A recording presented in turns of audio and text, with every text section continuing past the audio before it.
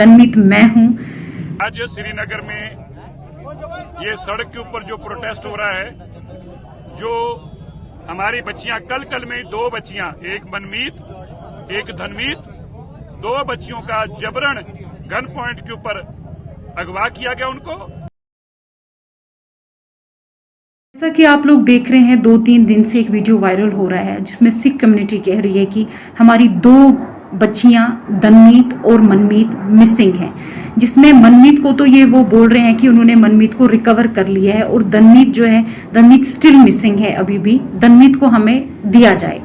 और उनकी जो स्टेटमेंट हुई है वो गन पॉइंट पे हुई है, बल्कि ऐसा कुछ भी नहीं है। धनमीत मैं हूं, मेरा मसला आज का नहीं है। मैं 2012 में कन्वर्टेड हुई हूँ। 2014 में मेरे निकाह हुए हैं मेरे बैचमेट मुजफ्फर के साथ, जो मेरी और उसकी रजामंदी से हुए हैं। उसके बाद 6 जून 2021 में अपने घर से निकली। मैंने अपने घर में कॉल भी किया कि मैं अपनी मर्जी से निकली हूँ, मुझे ढूंढना नहीं। और विदिन 2 घंटे में पुलिस ने मुझे लोकेट कर दिया और सदर पुलिस स्टेशन बागात ले आए, जिसमें ऑलरेडी पूरी सिख कम्युनिटी और मेरी फैमिली वहां पर थी। उसके बाद एसएचओ ने मेरा स्टेटमेंट लिया, जो मेरा स्टेटमेंट सिर्फ ऑरल ले रहा था।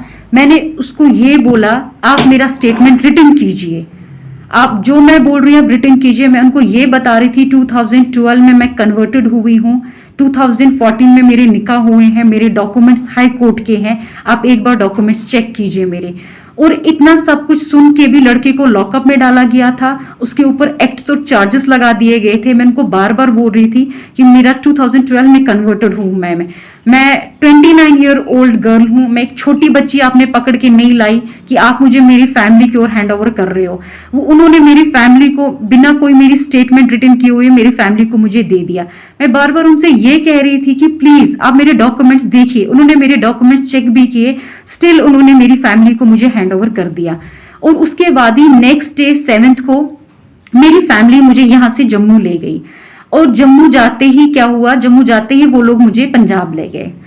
पंजाब में मेरे को अलग अलग फेडरेशंस मिलने आ रहे थे, वो मेरे को ब्रेन वॉश कर रहे थे। वो वहां पर मेरे को ये समझा रहे थे कि आप जो स्टेटमेंट है वो अगेंस्ट देना, लड़के के फेवर में नहीं देना। मैं वहां पर भी सबको यही बोल रही थी कि लड़के ने मेरे को कोई किडनैप नहीं किया है, मैं अपनी मर्जी से आई हुई हूँ। हमारे पास हाई कोर्ट के डॉक्यूमेंट्स है, आप वो देख सकते हो। लड़के के ऊपर जो भी एक्ट्स लगे हैं वो बेसलेस हैं, फॉल्स हैं, क्योंकि ये सब मेरी रजामंदी से हुआ है। हमारे जो डॉक्यूमेंट्स है वो हाई कोर्ट के डॉक्यूमेंट्स हैं। इतना सुनने के बाद भी उन्होंने मुझे कहा नहीं ऐसा नहीं हो सकता है, हम आपको उनके पास वापस नहीं भेज सकते हैं। मैं उनको बार बार कहती थी आपने कोई 16 साल की बच्ची पकड़ के नहीं लाई है, मैं एक मैच्योर गर्ल हूं, मैं एक एजुकेटेड गर्ल हूं। इतना सुनने के बाद भी वो मुझे यही थ्रेटनिंग दे रहे थे कि अगर आपने ऐसा स्टेटमेंट वहां पर दे दिया जो स्टेटमेंट लड़के के फेवर में होगा, तो हमारे शूटर्स वहां पर बाहर आपका वेट कर रहे होंगे, आपको निकलते ही शूट कर दिया जाएगा, या तो वैसा नहीं अगर हम करेंगे एसिड अटैक तो आप पे हो जाएगा, या हम उनकी फैमिली पे एसिड अटैक कर देंगे। वो मुझे थ्रेटनिंग सीधे दे रहे थे मेरे फेस पे। उसके बावजूद भी मैंने उनको कोई वीडियो नहीं दिया। वो मुझे कह रहे थे आप हमें अपना वीडियो दीजिए, वो वीडियो हम कश्मीर में दे देंगे, कश्मीर का जज उस वीडियो पे अपनी जजमेंट दे देगा। लेकिन मैं उनको कह रही थी ठीक है वीडियो तो मैं नहीं दूंगी, अगर मैं स्टेटमेंट दूंगी मैं जज के सामने स्टेटमेंट दूंगी, मैं वहां पर ही दूंगी, क्योंकि सब मेरी रजामंदी से हुआ है। मैं किसी बेगुनाह को नहीं फंसा सकती, क्योंकि ये सब कुछ मेरी रजामंदी से हुआ है। जब मैं घर से निकली मैंने घर में कॉल भी किया कि मैं किडनैपिंग नहीं है, आप लोग मुझे ढूंढना नहीं, मैं अपनी मर्जी से निकली हुई हूँ। और उसके बाद भी उन लोगों ने मेरी बात नहीं सुनी। तो हम जम्मू आ गए, क्योंकि उन्होंने उनका जो प्लान था, जो उनका नेक्स्ट प्रोपागेंडा वहां पर यह था कि लड़की को गोल्डन टेम्पल से बाहर निकालो, लड़की जैसे ही बाहर निकलती है हम इस पे कोई अटैक कर देंगे। मे बी वो कुछ भी हो सकता था, वो एक्सीडेंट भी हो सकता था, वो शूट भी हो सकता था। तो उसके बाद हम एक पोस्टमार्टम रिपोर्ट देंगे, जिस पोस्टमार्टम रिपोर्ट में हम ये मेंशन करेंगे कि एक सडन डेथ हुआ है, इस लड़की का हार्ट कोलैप्स हो गया है या इसको ब्रेन हेमेज हो गया है। हम जो भी करेंगे हम बिल्कुल साफ सुथरा करेंगे। हम इसको ये बता देंगे इस पे सिर्फ इसका एक सडन डेथ हुआ है, आप लोगों को कोई कभी किसी चीज में नहीं पकड़ सकता है। और ये चीज मैंने सुन ली थी। मैंने अपनी फैमिली को मॉर्निंग में इंसिस्ट किया हम यहाँ पर नहीं रहेंगे, चाहे कुछ भी हो जाए, मैं यहाँ सुसाइड कर लूंगी, हम यहाँ से निकल जाएंगे। हम यहाँ से निकलते हैं, ठीक है जैसा आप बोलोगे जम्मू में मैं आपको ये स्टेटमेंट दे दूंगी, बट मैं पंजाब में ये स्टेटमेंट कभी भी नहीं दूंगी। और उसके बाद हम लोग जम्मू आ गए।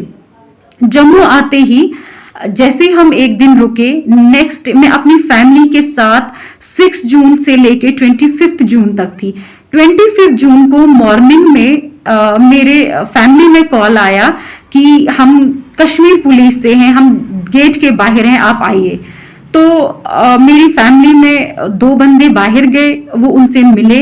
वहां पर जम्मू जानीपुर की पुलिस भी थी, ये नहीं था कि वहां पर खाली कश्मीर पुलिस थी, वहां हमारे घर के साथ ही एक पुलिस स्टेशन है, उनकी पुलिस भी वहां पर थी। उसके बाद वो मेरे रूम में आए, उन्होंने मुझे बोला मैडम चलिए हमारे पास हाई कोर्ट के ऑर्डर्स हैं। वो ऑर्डर हमने देखे और सीधे पहले मुझे जानीपुर पुलिस स्टेशन में ले गए।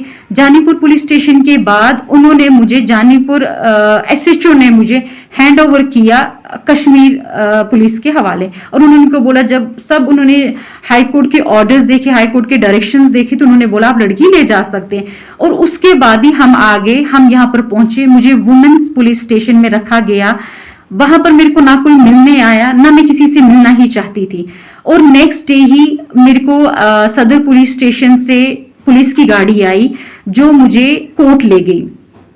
और आप सब एजुकेटेड हैं, मैं खुद भी एजुकेटेड हूं, आपको पता है कोर्ट में कोई किसी को गन पॉइंट पे कभी उसकी स्टेटमेंट नहीं ले सकता। अगर ऐसी चीजें होने लगी फिर कोर्ट पे भी तो कभी हम यकीन नहीं कर सकते हैं ना, क्योंकि ये सब तो आपको पता ही है, कोर्ट पे कोई किसी को गन पॉइंट पे नहीं रख सकता है। और मेरे को जैसे जम्मू में लाया गया, मैं तो किसी से भी नहीं मिली, मेरे को तो वुमेन्स पुलिस स्टेशन में रखा गया। उसके बाद ही सुबह स्क्वाड आई, किसी को नहीं पता था कि मेरी हेयरिंग है, क्योंकि मेरी हेयरिंग ऑलरेडी 3 बार डिले हो गई थी, क्योंकि तीनों बार 6 से लेके 25 तक हम आउट ऑफ स्टेशन थे, हम जम्मू, हम पंजाब में थे। मेरी जो हेयरिंग है वो मिस होती गई। हाई कोर्ट के डायरेक्शन से मुझे यहाँ पर बुलाया गया, मुझे कोर्ट तक पहुंचाया गया। कोर्ट में जज साहिबा के सामने मैंने अपनी स्टेटमेंट दी, जिसमें मैंने उनको ये बताया है कि ये सब मेरी रजामंदी से हुआ है। मैं 2012 में कन्वर्टेड हूँ, 2014 में मेरे निकाह हुए हैं मेरे बैचमेट के साथ। उसके ऊपर जितने भी एक्ट्स एलिगेशंस हैं वो बेसलेस हैं, वो फॉल्स हैं, और उन्होंने मेरी स्टेटमेंट सारी रिटन रिकॉर्ड कर दी। तो आप सब भी ये जानते हैं कि अगर जज के सामने भी कोई किसी को गन पॉइंट पे रख सकता है तो हम तो किसी पे यकीन नहीं कर सकते हैं। आप सब तो जानते ही हैं ना, सबके फैमिली मेंबर्स, किसी का कोई कोर्ट में होगा, सब इसमें जानते हैं कि जज के सामने ये चीजें नहीं हो सकती हैं। अगर ये चीज होनी होती है तो पहले ही हो गई होती, फिर तो ये मुझे आराम से यहाँ पर ला सकते थे अगर मेरी स्टेटमेंट ऐसी होनी होती। और जज के सामने ऐसा कुछ भी नहीं होता है, ये आप सब वेल नोइंग और वेल अवेयर हैं। और मैं एक एजुकेटेड गर्ल हूँ, मेरे को पता है मेरे राइट्स क्या हैं क्या नहीं है। सो प्लीज आप इसको एक रिलीजन का मसला मत बनाइए, एक पॉलिटिकल इश्यू मत बनाइए, एक माइनॉरिटी किस्सा मत बनाइए, क्योंकि जो चीज अपनी रजामंदी से होती है इसको माइनॉरिटी में मत लाइए, क्योंकि मैं अपनी मर्जी से कन्वर्टेड हुई हूं। और प्लीज मैं सबसे ये बोल रही हूं कि ये 2 दिन और 3 दिन का मसला नहीं है, 2012 का मसला है। मेरे डॉक्यूमेंट्स पूरी सिख कम्युनिटी के पास है इस टाइम पर। मुझे समझ नहीं आ रहा है वो ये क्यों बोल रहे हैं गन पॉइंट पे रखा गया है। हम कोई छोटे बच्चे नहीं है, मैं कोई छोटी बच्ची नहीं हूं, मैं 28 ईयर्स ओल्ड गर्ल हूं। मेरे को कौन गन पॉइंट पे रख सकता है? ऐसा है कि ऐसा भी होने लगा, गन पॉइंट पे स्टेटमेंटें होने लगी, फिर तो मुझे लगता है हर एक स्टेटमेंट ऐसी होनी चाहिए। ऐसा कुछ भी नहीं है, मेरी हर स्टेटमेंट जो है वो मेरी रजामंदी से हुई है। मेरे को कोई दबाव किसी का नहीं था, किसी का भी मेरे को। इनफैक्ट अगर दबाव मुझे दिया गया वो मेरे को बाहर दिया गया कि अगर आप कश्मीर में आपने लड़के के फेवर में कोई भी स्टेटमेंट दी, हम आपको जिंदा नहीं रखेंगे, आप पे अटैक होने वाला है, उसकी फैमिली में होने वाला है, उसके ऊपर हो जाएगा। लड़के को हम कभी सेंट्रल जेल से नहीं निकलने देंगे। यहां पर तो वैसा मेरे को कोई थ्रेटनिंग नहीं था, मैंने तो फ्रीली अपनी सारी स्टेटमेंट यहां पर दी है। और प्लीज मैं आप सबसे ये बात बोलती हूँ, इसको प्लीज रिलीजन को बीच में मत लाइए, माइनॉरिटी को कम से कम बीच में मत लाइए, क्योंकि ये माइनॉरिटी का किस्सा नहीं। आप लोग प्रोपेगेंडा बना रहे हो, माइनॉरिटी में ऐसा हो रहा है वैसा हो रहा है, ऐसा कुछ भी नहीं है। मेरे को अपने राइट्स पता है, मेरे राइट्स क्या है। सो प्लीज आप ये चीजें मत इसमें कीजिए, माइनॉरिटी को बीच में मत कम से कम लाइए कि माइनॉरिटी को देखे हमारी बच्चियों के साथ ऐसा हो रहा है वैसा हो रहा है। क्योंकि बच्चियां बच्ची नहीं है, जो बच्ची 28 ईयर्स ओल्ड गर्ल है उसको तो सुप्रीम कोर्ट के ऑर्डर्स है, वो अपने राइट्स खुद चुन सकती है। Right to religion, right to marriage, ये तो आप सब नोएंगे इस बारे में। सो प्लीज रिलीजन के नाम पे ये दंगे फसाद मत करवाइए, ये डिमांड मत कीजिए वो मिसिंग है। मैं कोई मिसिंग नहीं हूं, मैं जहां पर हूं मैं अपनी मर्जी से हूं और मैं बहुत खुश हूं। सो प्लीज इसको रिलीजन का नाम और माइनॉरिटी का नाम मत बताइए। मैं कोई छोटी बच्ची नहीं हूं जिसको बोल कर ये करके ये चीज कराई जाए। फिर तो मैं अपनी फैमिली के साथ पूरा 25 डेज थी, जिसमें उन लोगों ने मेरी 3 हियरिंग्स मिस हुई हैं यहाँ पर, और 4th हियरिंग में जब हाई कोर्ट के डायरेक्शंस थे तब मैं यहाँ पर पहुंची हुई हूँ। सो प्लीज आप इसको माइनॉरिटी का किस्सा मत बनाइए, इसको इतना बड़ा पॉलिटिकल इश्यू मत बनाइए। जो चीज अपनी रजामंदी से हुई है उस चीज को प्लीज आप लोग पॉलिटिकल इश्यू और रिलीजन इश्यू मत बनाइए। Okay, thank you. वीडियो के नीचे सब्सक्राइब के बटन पर क्लिक करें, बेल के आइकॉन पर क्लिक कीजिए ताकि हर नई वीडियो की नोटिफिकेशन आपको मिले।